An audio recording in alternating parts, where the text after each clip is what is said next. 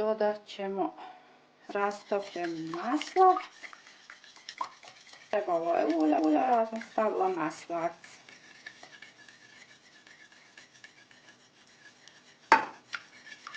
Jednu kašikicu vanilin ekstrakta,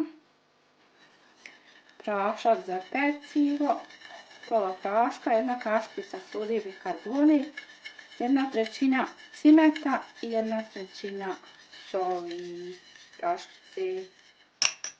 Ako ne volite cimet, ne morate ga dodavati.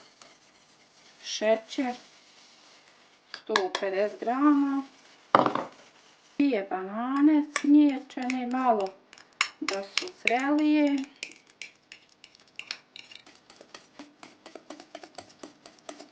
dodamo 400 grama mrkve. Ja sam iskoristila, iscijelila sam sok, pa da ne bacam, sad ću staviti u kolač.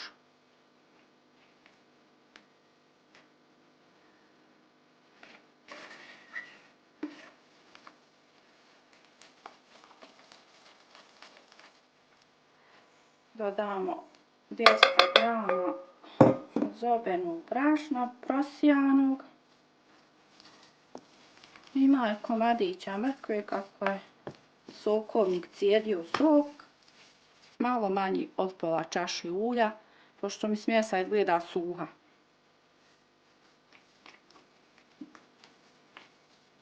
Nisam ništa rendala te komadiće, kakvi su takvi. Ovdje imam tepsiju obloženu papirom za pečenje.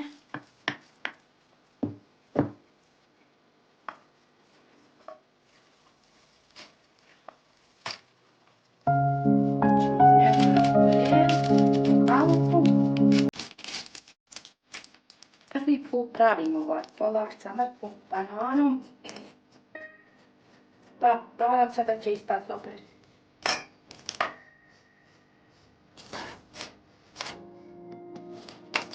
Sad ide kolač na pečenje na 180 stepeni 50 minuta.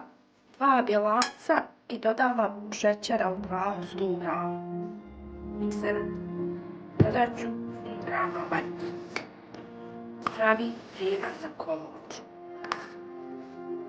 Dragi moje žene, hanume, evo kolač peče, pa ću čekati da se hladi i da ga prevažimo prigazom. Dragi moje, evo da prevažim kolač sa bazumom.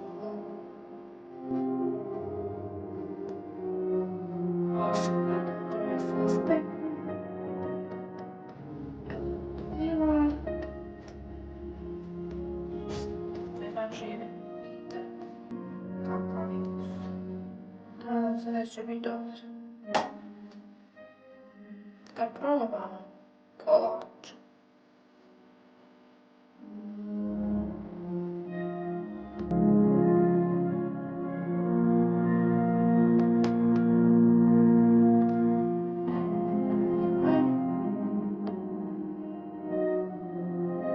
Kako ispod je sjek. Sad ću